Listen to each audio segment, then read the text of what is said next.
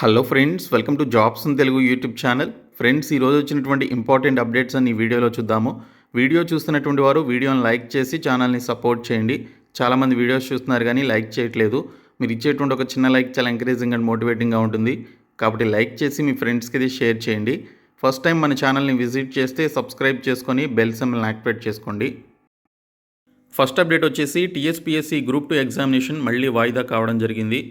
November 2 and 3 జరగాల్సినటువంటి group 2 ఎగ్జామినేషన్ని next year జనవరి 6 అండ్ 7కి పోస్ట్పోన్ చేశారు. సో మనకి ఎన్నికల కోడ్ రావడం, అలాగే ఎలక్షన్స్ హడావుడిలో పోలీస్ సిబ్బంది ఉండడంతో దీనికి సంబంధించినటువంటి ఈ ఎగ్జామినేషన్స్ని పోస్ట్పోన్ చేయాల్సినటువంటి అవసరం వచ్చిందని టీఎస్పీఎస్సీ నిన్న రిలీజ్ చేసినటువంటి ప్రెస్ నోట్లో తెలిపింది. దీనికి సంబంధించి ఇప్పటికీ గ్రూప్ 2 ఎగ్జామినేషన్ 2 సార్లు పోస్ట్పోన్ కావడం జరిగింది. జనవరి 6 అండ్ 7న ఖచ్చితంగా ఎగ్జామినేషన్స్ జరిగే అవకాశం అయితే ఉంటుంది. అప్పటికి ఎన్నికలకి సంబంధించినటువంటి హడావుడి అంతా కంప్లీట్ అవుతుంది కాబట్టి జనవరి 6 అండ్ 7న మనకి ఎగ్జామినేషన్స్ అయితే కండక్ట్ చేస్తారు. ఇంకా మనకి డిఎస్సి పరీక్షలపైన కూడా ఈ యొక్క ఎన్నికల ప్రభావం అయితే ఉంటుందని, డిఎస్సి పరీక్షలపై సందిగ్ధం అని చెప్పేసి ఇచ్చారు. రాష్ట్రంలో ఖాళీగా ఉన్నటువంటి వివిధ స్థాయిల్లోని 5089 ఉపాధ్యాయ పోస్టులను భర్తీ చేసేందుకు పాఠశాల విద్యాశాఖ ఆధ్వర్యంలో నవంబర్ 20-30 తేదీల మధ్య జరగాల్సినటువంటి ఈ పరీక్షలు వాయిదా పడే అవకాశం అయితే ఉంది. తొలుత నిర్ణయించినటువంటి షెడ్యూల్ ప్రకారం స్కూల్ అసిస్టెంట్ మొదలు భాషా పండిట్ పోస్టుల వరకు ఏ తేదీన ఏ పరీక్ష నిర్వహించనున్నది షెడ్యూల్ రిలీజ్ అయింది. ఏ పోస్టులు ఎన్ని ఖాళీ ఉన్నాయో కూడా నోటిఫికేషన్లో పేర్కొంది. దరఖాస్తు ప్రక్రియ గత నెల 20వ తేదీన ప్రారంభమైంది. ఈ నెల 21వ తేదీ వరకు కొనసాగుతుంది. సరిగ్గా పోలింగ్ జరిగే రోజునే నవంబర్ 30 సెకండరీ గ్రేడ్ టీచర్ పోస్టుల భర్తీ కోసం పరీక్ష జరిగేలా విద్యాశాఖ టైం టేబుల్ రూపొందించింది.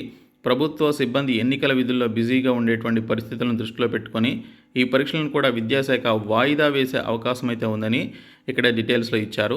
డిఎస్సి పరీక్షలు కూడా వాయిదా అవడానికి ఎక్కువ ఛాన్సెస్ అయితే ఉన్నాయి.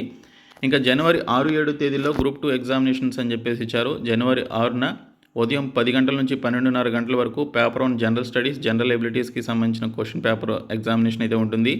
జనవరి 6 మధ్యాహ్నం 2:30 గంటల నుంచి సాయంత్రం 5 గంటల వరకు పేపర్ 2 ఉంటుంది. జనవరి 7 ఉదయం 10 గంటల నుంచి 12:30 గంటల వరకు పేపర్ 3 ఉంటుంది. జనవరి 7న మధ్యాహ్నం 2:30 గంటల నుంచి సాయంత్రం 5 గంటల వరకు పేపర్ 4 అయితే ఉంటుందని ఇక్కడ డీటెయిల్స్లో ఇచ్చారు. దీనికి సంబంధించి అభ్యర్థుల ఇబ్బందులను దృష్టిలో పెట్టుకునే ఈ గ్రూప్ 2 ఎగ్జామినేషన్ని పోస్ట్పోన్ చేయడం జరిగిందని ఇక్కడ డీటెయిల్స్లో అయితే ఇచ్చారు. ఇంకా గ్రూప్ 2 పరీక్షలు వాయిదా అని చెప్పేసి మెన్షన్ చేయడం జరిగింది.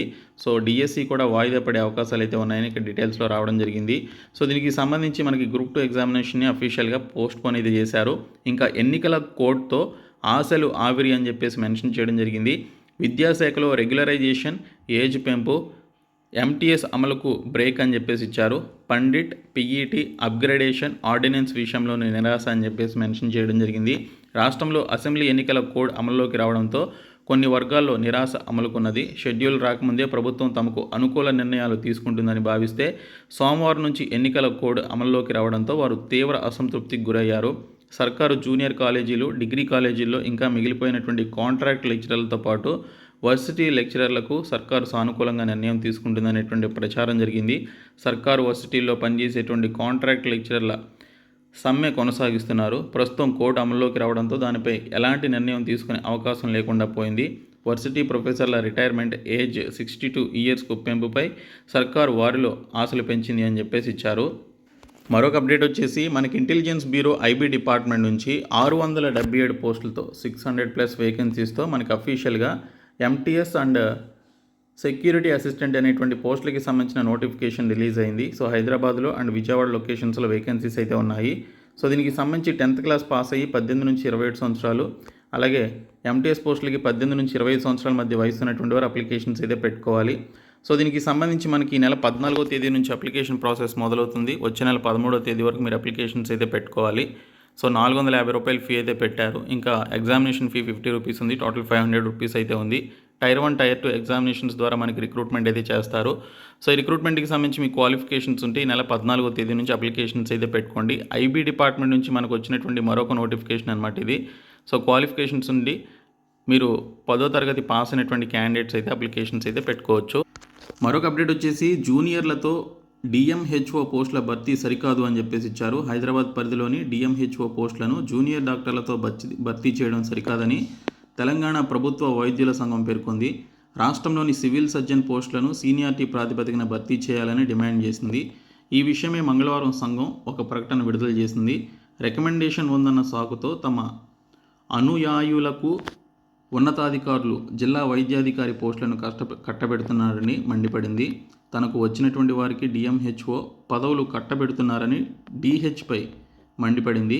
డిహెచ్ కార్యాలయంలో పనిచేస్తున్నటువంటి డాక్టర్ ఎం మనోహర్ను ఎల్బీ నగర్ జోన్ డిఎంహెచ్ఓగా నియమించడాన్ని తప్పుపట్టింది అని ఇక డీటెయిల్స్ అయితే ఇచ్చారు. ఇంకా మరొక అప్డేట్ వచ్చేసి ఆంధ్రప్రదేశ్లో ఉద్యోగ నియామకాలకి సంబంధించిన వయోపరిమితి అయితే పెంచారు. నాన్ యూనిఫామ్ పోస్టులకు అర్హత వయస్సు 34 నుంచి 42 ఏళ్లకు పెంచడం జరిగింది. యూనిఫామ్ సర్వీస్ పోస్టులకు అర్హత వయస్సు మరో 2 ఏళ్లు పెంచారు. వయసు మీరినటువంటి నిరుద్యోగులకు మేలు చేకూర్చేందుకు రాష్ట్ర ప్రభుత్వం నిర్ణయం తీసుకుంది. ఆంధ్రప్రదేశ్ పబ్లిక్ సర్వీస్ కమిషన్ ఇతర రిక్రూట్మెంట్ ఏజెన్సీలు నేరుగా భర్తీ చేసేటువంటి నాన్ యూనిఫామ్ పోస్టులు, యూనిఫామ్ పోస్టులకు అభ్యర్థుల వయోపరిమితిని రాష్ట్ర ప్రభుత్వం పెంచింది. నాన్ యూనిఫామ్ పోస్టులకు అభ్యర్థుల వయోపరిమితిని 34 నుంచి 42 సంవత్సరాలకు పెంచింది. యూనిఫామ్ పోస్టులకు ప్రస్తుతం ఉన్నటువంటి వయోపరిమితిని అదనంగా 2 సంవత్సరాలకు పెంచింది. ఈ వయోపరిమితి పెంపుదల వచ్చే ఏడాది సెప్టెంబర్ 30వ తేదీ వరకు వర్తిస్తుంది. ఈ మేరకు రాష్ట్ర ప్రభుత్వ ప్రధాన కార్యదర్శి కెఎస్ జవహర్ రెడ్డి మంగళవారం ఉత్తర్వులు జారీ చేశారని చెప్పేసి ఇక్కడ డీటెయిల్స్లో అయితే ఇచ్చారు. మరొక అప్డేట్ వచ్చేసి ఆంధ్రప్రదేశ్ కోఆపరేటివ్ బ్యాంక్ లిమిటెడ్ నుంచి 35 స్టాఫ్ అసిస్టెంట్ పోస్టులకి సంబంధించి మనకు నోటిఫికేషన్ అయితే రిలీజ్ చేశారు. సో దీనికి సంబంధించి 21 అక్టోబర్లోపు ఎనీ డిగ్రీ క్వాలిఫికేషన్ నుండి తెలుగు భాష వచ్చినటువంటి ఆంధ్రప్రదేశ్ క్యాండిడేట్స్ అప్లికేషన్స్ అయితే పెట్టుకోవాలి.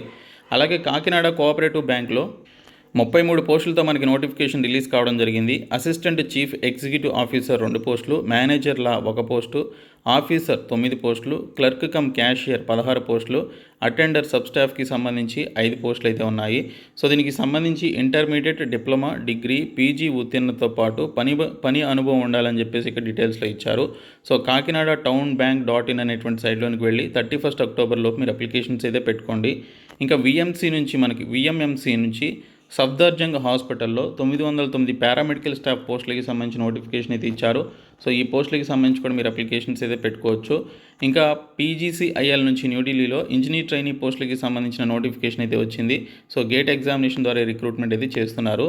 ఇంకా మనకి యూపీఎస్సీ నుంచి 18 పోస్టులతో foreman, deputy assistant director, Unani ఫిజిషియన్కి సంబంధించిన నోటిఫికేషన్ రిలీజ్ చేశారు. హెచ్ఎస్ఎల్లో హిందుస్థాన్ సాల్ట్స్ లిమిటెడ్లో 15 పోస్టులతో నోటిఫికేషన్ అయితే వచ్చింది. ఇంకా నిమ్స్లో Nizam's institute of medical sciences నుంచి 2 పోస్టులతో మనకి lab technician and data entry పోస్టులకు సంబంధించిన నోటిఫికేషన్ అయితే ఇచ్చారు. ఇంకా 10,000 స్కాలర్షిప్లకి సంబంధించి మనకి అఫీషియల్గా ఒక రిక్రూట్మెంట్ అయితే చేస్తున్నారు ఏఐసిటి వారు. ఎంపికైనటువంటి విద్యార్థులకు ఏటా 50,000 రూపాయలు సో దీనికి సంబంధించి స్కాలర్షిప్స్ అయితే ఇవ్వడం జరుగుతుందని ఇక్కడ మెన్షన్ చేయడం జరిగింది. సో ఎవరు అర్హులు, అలాగే దీనికి సంబంధించి ఏంటనేది చూస్తే డిప్లొమా లేదా ఇంజనీరింగ్ ప్రథమ సంవత్సరం, అలాగే లేటరల్ ఎంట్రీలో డిప్లొమా లేదా ఇంజనీరింగ్ ద్వితీయ సంవత్సరం కోర్సులో చేరినటువంటి వారు ఏఐసిటిఈ అందించేటువంటి ప్రగతి స్కాలర్షిప్లను దరఖాస్తు చేసుకోవచ్చు. సో దీనికి సంబంధించి డిప్లొమా స్థాయిలో 5,000 మందికి, డిగ్రీ ఇంజనీరింగ్లో 5,000 మందికి వీటిని అందిస్తారు. ఎంపికైతే ఏడాదికి 50,000 చొప్పున, డిప్లొమా వాళ్లకు 3 ఏళ్ళు, ఇంజనీరింగ్ కోర్సులు చదువుతున్న వారికైతే 4 ఏళ్ళు చెల్లిస్తారని చెప్పేసి ఇక్కడ డీటెయిల్స్లో ఇచ్చారు. లేటరల్ ఎంట్రీలో చేరినటువంటి వారికి డిప్లొమా అయితే 2 ఏళ్ళు, ఇంజనీరింగ్ అయితే 3 ఏళ్ల పాటు అవి అందుతాయని చెప్పేసి ఇక్కడైతే మెన్షన్ చేయడం జరిగింది. ఇంకా ఎంపిక ఏ విధంగా చేస్తారు అంటే డిప్లొమా అభ్యర్థులైతే 10వ తరగతిలో సాధించినటువంటి మార్కుల మెరిట్ ఆధారంగా వీటికి ఎంపిక చేస్తారు.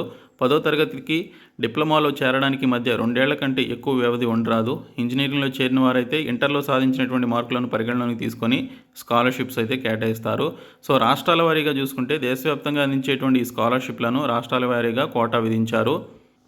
దీని ప్రకారం ఇంజనీరింగ్ విభాగంలో ఏపీ నుంచి 566 మందికి, తెలంగాణ నుంచి 424 మందికి ఇవి దక్కుతాయి. ఏపీలో డిప్లొమా చదువుతున్నటువంటి విద్యార్థినుల్లో 318 మందికి, తెలంగాణలో 206 మందికి వీటిని అందిస్తారు. అలాగే ఎస్సీ, ఎస్టీ, బీసీలకు ప్రభుత్వ నిబంధనల మేరకు కేటాయింపులు ఉంటాయని చెప్పేసి కూడా ఇక్కడ మనకి డీటెయిల్స్లో ఇవ్వడం జరిగింది.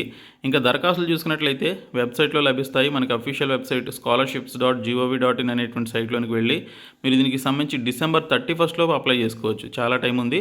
సో అప్పటిలోపు మీరు అప్లై చేసుకుంటే మీకు స్కాలర్షిప్స్ వస్తాయి.